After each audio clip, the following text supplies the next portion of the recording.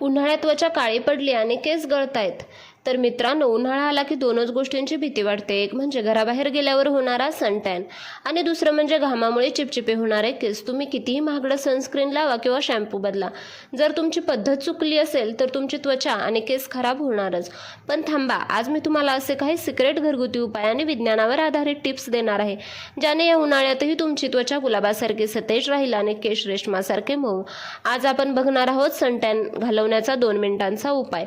घामामुळे येणारे मुरूम म्हणजेच ॲक्ने कसे थांबवायचे आणि बरंच काही.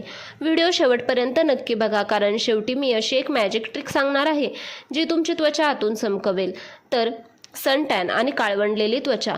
उन्हात गेल्यावर शरीरात मेलॅनिन वाढते, ज्यामुळे त्वचा काळी पडते. यासाठी व्हायरल घरगुती उपाय पाहूया. साहित्य तुम्हाला काय लागणार आहे: 1 चमचा बेसन, चिमूटभर हळद, 1 चमचा दही आणि अर्ध्या लिंबाचा रस.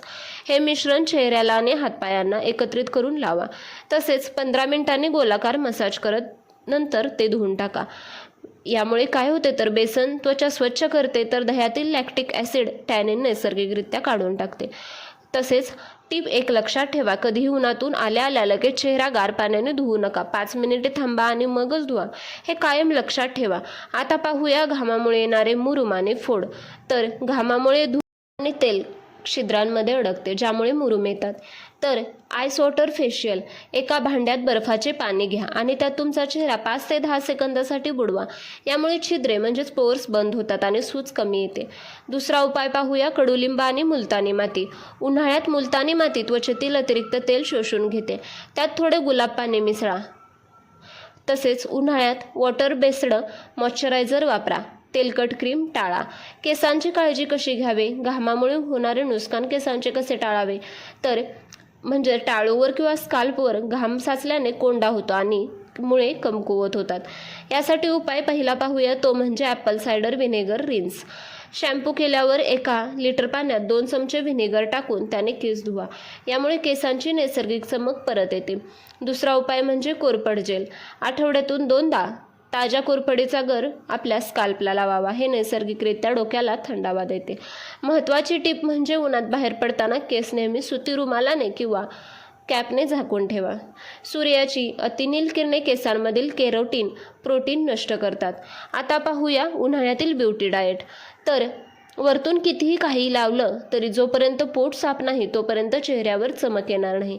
त्यामुळे पाण्याचे महत्त्व लक्षात ठेवा. दिवसाला 3 ते 4 लिटर पाणी प्या. तसेच व्हिटॅमिन सी म्हणजे लिंबू सरबत, संत्रे आणि आवळा यांचा आहारात समावेश करा.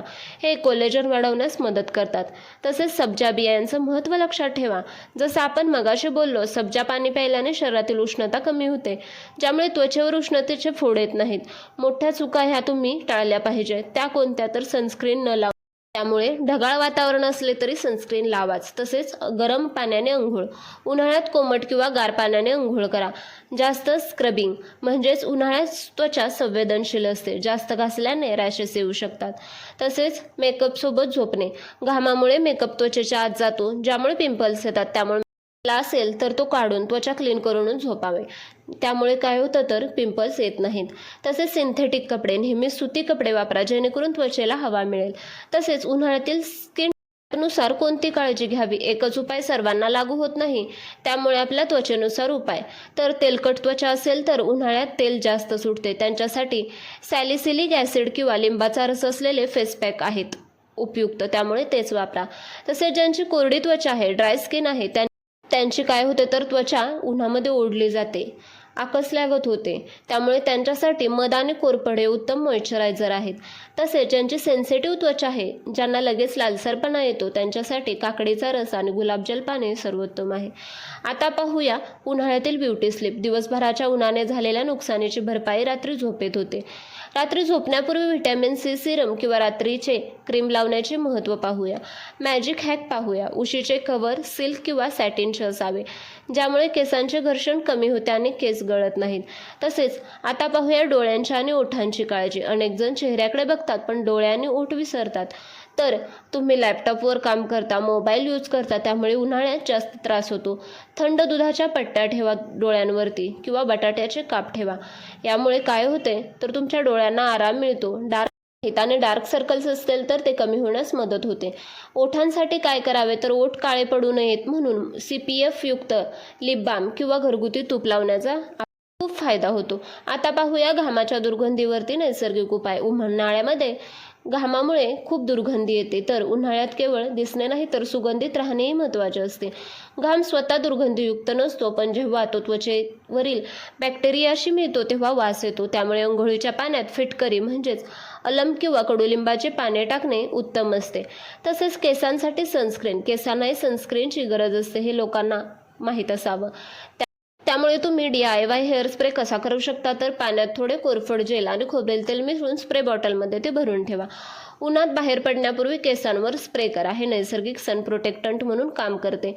तसेच उन्हाळ्यातील फॅशन आणि स्किन. तर काळा रंग उष्णता शोषतो तर पांढरा परावर्तित करतो, त्यामुळे काळा रंग टाळावा. तसेच सिंथेटिक कापडामुळे त्वचेला फंगल इन्फेक्शन होऊ शकते, त्यामुळे कॉटन किंवा लिनन वापरावे.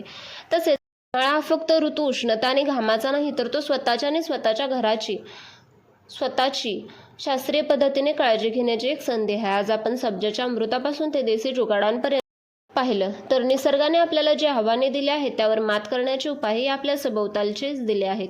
फक्त गरज आहे ती थोड्या जागरूकतेची आणि योग्य माहितीची. मला खात्री आहे तुम्हाला व्हिडिओजमध्ये सांगितलेल्या टिप्स आवडल्या असतील. तुम्ही त्या अवश्य फॉलो कराल. तुम्हाला आजची ही माहिती कशी वाटली हे कमेंटमध्ये नक्की सांगा. आवडली असेल तर व्हिडिओला लाईक करा, शेअर करा आणि अजूनही चॅनलला सबस्क्राईब केले नसेल तर नक्की करा. व्हिडिओ पाहिल्याबद्दल धन्यवाद. पुनश्च भेटूया अशाच एका महत्त्वपूर्ण व्हिडिओमध्ये. तोपर्यंत धन्यवाद. श्री स्वामी समर्थ.